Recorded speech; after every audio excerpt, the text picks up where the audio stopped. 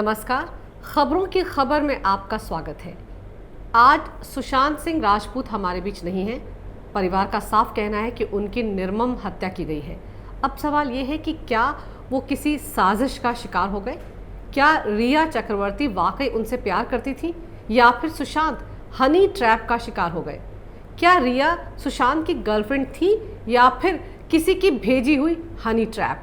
जी हाँ, honey trap. बिल्कुल सही सुना आपने। हनी ट्रैप ही बिछाया गया था सुशांत सिंह राजपूत के लिए। वो हनी ट्रैप का ही शिकार हुआ है। उसे जानबूझकर प्यार मोहब्बत में फंसाया गया। वैसे आपको बता दूं कि ये हनी ट्रैप दरअसल होता क्या है। अक्सर इस तरह के जाल किसी भी संस्था या देश की जासूसी करने के लिए ही बिछाए जाते हैं। हनी ट्रैप एक ऐसा जाल है जिसमें बड़े ही शातिराना तरीके से पहले तो टारगेट को सेट किया जाता है, फिर उसकी हर गतिविधि पर नज़र रखी जाती है, उसकी कमज़ोरियों को पहचाना जाता है। महीनों के होमवर्क के बाद सारी रणनीति तैयार की जाती है।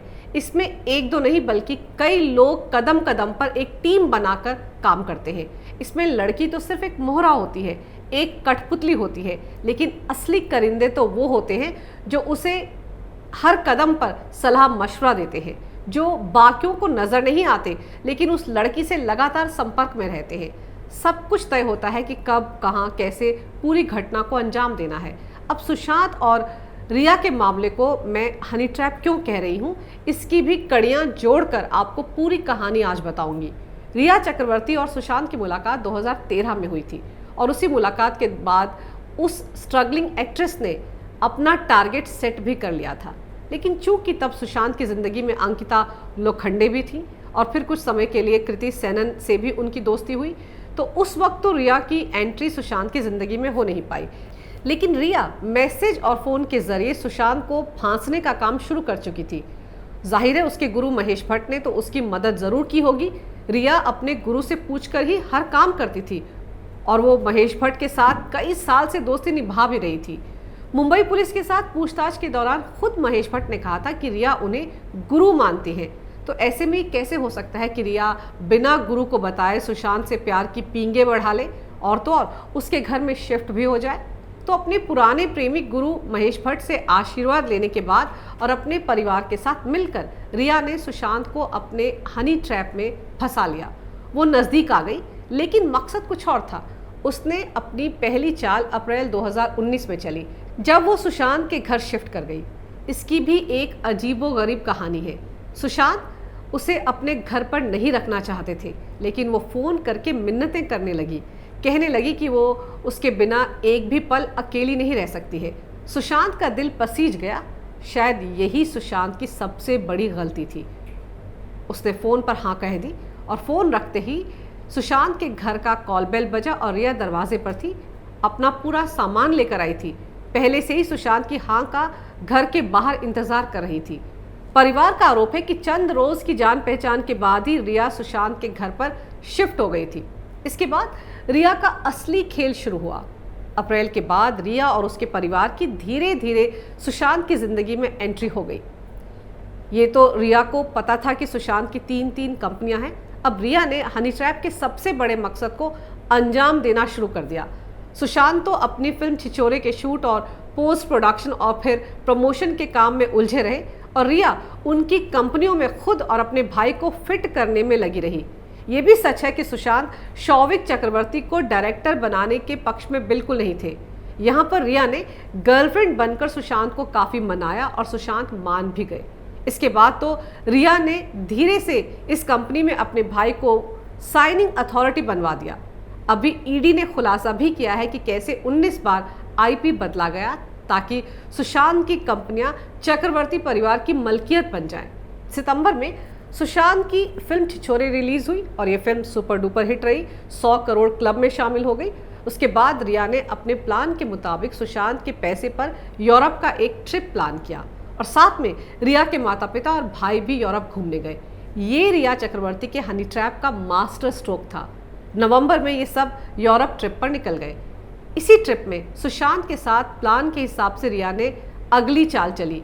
इसी ट्रिप पर रिया ने पता नहीं सुशांत के साथ क्या किया कि वो अचानक से डिप्रेशन का मरीज बन गए। गौर करने वाली बात तो यह है कि रिया ने सुशांत को डिप्रेशन का मरीज बनाने के लिए देश से बाहर की जगह चुनी, ऐसा माहौल तैयार किया कि वो अपने परिवार से काफ़ी दूर हो, चाहकर भी उनसे संपर्क ना कर पाए और वो अपना खेल बेखौफ होकर खेल पाए। मुंबई लौटने के बाद रिया चक्रवर्ती ने इस बारे में सुशांत के परिवार को बताने की कोई ज़रूरत ही नहीं समझी। अब तो वो सुशांत की ज़िंदगी को पूरी तरह से अपने कंट्रोल में ले चुकी थी। अब यहाँ का खेल देखिए, रिया सुशांत को दिखाने के लिए भी उसी डॉक्टर के पास लेकर गई जिसे गुरु महेश भट्ट ने रिकमेंड किया था, क्योंकि अब इसी हनी ट्रैप के अगले स्टेप का वक्त था। ऐसा डॉक्टर जो रिया के खेल में शामिल हो जाए, जो सुशांत को सच में डिप्रेशन और बायपोलर का मरीज डिक्लेयर कर दे। इसी साजिश के तहत गुरु महेश भट्ट ने रिया को अपनी पहचान वाले डॉक्टर के पास भेजा। सुशांत की दवाइयाँ शुरू कर दी गई, हैवी डोज। सुशांत दिन भर सोते रहते थे। इस दौरान उनके सारे पुराने स्टाफ को बदलने की चाल भी रिया ने चल दी। यही वो वक्त था जब सुशांत के पिता, उसकी चारों बहनें उससे बात करने की लगातार कोशिश कर रहे थे, लेकिन उसका नंबर इतनी रफ्तार से बदल रहा था कि वो उस तक पहुंच ही नहीं पा रहे थे। इसी दौरान 29 नवंबर 2019 को सुशांत के पिता के सिंह ने रिया चक्रवर्ती को कई बार फ़ोन किया, लेकिन उसने सुशांत से उनकी बात नहीं करवाई। इसके बाद सुशांत के पिता ने सुशांत की मैनेजर श्रुति मोदी को कई बार फ़ोन किए, उसने भी सुशांत से उनकी बात नहीं करवाई। पिता ने श्रुति को एक मैसेज किया जिसमें उन्होंने लिखा, मैं जानता हूँ सुशांत के सारे काम तुम देखती हो, वो अब किस स्थिति में है इसके लिए बात करना चाहता हूँ। अब तुम बात नहीं कर रही हो तो मैं मुंबई आना चाहता हूँ, फ्लाइट की टिकट भेज दो। श्रुति ने फ्लाइट का टिकट ले लिया था, लेकिन इसका पता जब रिया को चला तो उसने ये टिकट कैंसिल करवा दिया। इसी दौरान सुशांत ने अपने पिता को फ़ोन करके बताया था कि वो बहुत परेशान है। इस बीच दिसंबर में सुशांत का इलाज करवाने के नाम पर रिया एंड फैमिली सुशांत के खर्चे पर एक रिजॉर्ट में कई दिन तक पसरे रहे। वो इसलिए कि कहीं सुशांत के पिता या बहनें अचानक घर पर ना आ जाएं। अगर वो उस वक्त आ जाते तब तो सुशांत को पागल बनाने की सारी साजिश धरी की धरी रह जाती। सुशांत की बहनें भी काफ़ी परेशान थीं। फिर जनवरी के पहले हफ्ते में एक दिन सुशांत ने अपनी बहनों के साथ मिलकर पंचकुला अपनी बड़ी बहन रानी के घर जाने का प्लान बनाया। टिकट तक बुक करवा लिए गए थे, लेकिन ये बात रिया को नागवार गुजरी और उसने सुशांत को जाने ही नहीं दिया, जिसके बाद टिकट भी कैंसिल कर दिए गए और ट्रिप भी कैंसिल हो गया। यानी रिया ने सुशांत को उसके परिवार से दूर रखने के लिए चाक चौबंद बंदोबस्त कर लिए थे। फिर 20 जनवरी के आसपास सुशांत बिना रिया को बताए अपनी गाड़ी से ही पंचकुला के लिए निकल पड़ा। सिद्धार्थ पिठानी भी उसके साथ था। इसी सिद्धार्थ ने रिया को सुशांत के पंचकुला जाने वाली बात बता दी, जिसके बाद रिया ने 4 दिन में 25 बार सुशांत को फ़ोन किया। दिन भर सुशांत का फ़ोन बजता रहता था। उसे ब्लैकमेल किया कि वो वापस आ जाए, वरना वो उसके डिप्रेशन की बात हर जगह फैला देगी। सुशांत 2 दिन बाद ही मुंबई लौट गया। रिया को डर था कि कहीं उसके सारे प्लान पर पानी ना फिर जाए। सुशांत की बहन रानी ने भी कहा था कि जब सुशांत उनके पास आया था तब वो कोई दवा नहीं ले रहा था और बिल्कुल ठीक था। इसके बाद जब सुशांत मुंबई पहुंचा तब रिया ने उसे ओवरडोज देना शुरू कर दिया ताकि वो दोबारा ऐसी हिमाकत ना कर पाए। फिर फरवरी के शुरुआत में सुशांत की बहन रानी मुंबई गई, लेकिन उन्हें रिया ने सुशांत के घर पर ठहरने ही नहीं दिया। जब रानी ने सुशांत को उनके साथ सिद्धिविनायक मंदिर भेजने की रिया से गुजारिश की तो उसने उससे भी इनकार कर दिया। यानी रिया किसी भी कीमत पर सुशांत को उसके परिवार से मिलने ही नहीं देना चाहती थी। उसे उसका भंडा फूटने का डर सता रहा था। उसके बाद फरवरी में सुशांत ने अपनी बहन रानी को फ़ोन करके गुहार लगाई थी कि रिया के चंगुल से उसे छुड़ा लो। उसके कुछ दिन बाद सुशांत ने फ़ोन पर यह भी कहा था कि रिया और उसका परिवार उस पर मेंटल हॉस्पिटल में भर्ती होने का दबाव डाल रहा है।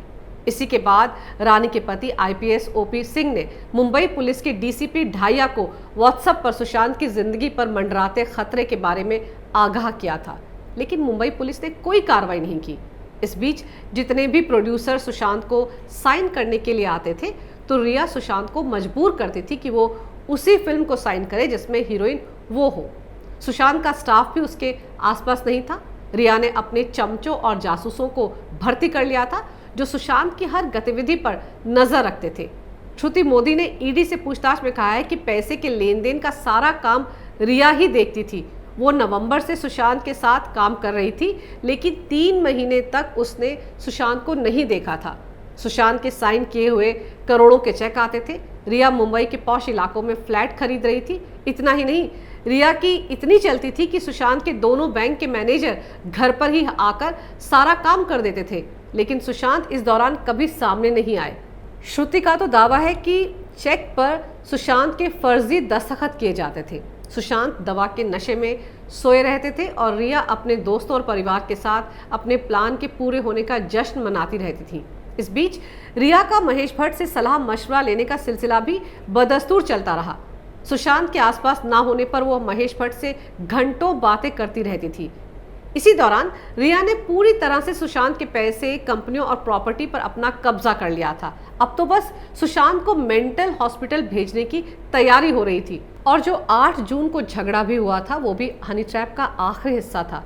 अब जब सब कुछ रिया और उसके परिवार के हाथ में आ चुका था, तो वो सुशांत के साथ अब क्यों रहती। हनी ट्रैप का काम पूरा हो चुका था, लेकिन इस दौरान जब सुशांत ने रिया की दी हुई दवाएं खाना बंद कर दिया था, तो यकीनन होश में आने के बाद सुशांत को रिया के खेल का पता चल गया था। इसी वजह से रिया सुशांत का सारा सामान, उसके credit card, debit card, laptop, सारे इंपॉर्टेंट डॉक्यूमेंट्स और मेडिकल फाइल लेकर गई थी। साथ ही धमकी देकर गई थी कि अगर इस मुद्दे पर किसी से कुछ कहा तो वो सारी दुनिया को बता देगी कि वो तो पागल है, फिर कोई उसे फिल्म इंडस्ट्री में काम नहीं देगा। ये धमकी देकर वो चली गई थी। सवाल यह है कि सुशांत के पैसे पर राज करने वाली के पास उसे इस तरह से धमकी देने की ताकत या हिम्मत कहाँ से आई? इसके पीछे कौन सी ताकत है? ये कॉन्फिडेंस उसे कैसे आया कि वो ये बात कह दे कि उसे बॉलीवुड में काम ही नहीं मिलेगा? मतलब साफ है, जिस गैंग ने उसे सुशांत के पास हनी ट्रैप बनाकर भेजा था, उसी की शय पर इसका इतना हौसला बढ़ गया था। और कितनी बेशर्मी के साथ इसने सुप्रीम कोर्ट में ये बयान भी दिया था कि मैं सुशांत से बहुत प्यार करती थी।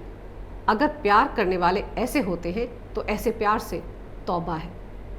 अगर आपको मेरा ये वीडियो अच्छा लगे तो कृपया इसे लाइक करें, शेयर करें और हमारे चैनल को सब्सक्राइब ज़रूर करें। देखते रहिए कैपिटल टीवी।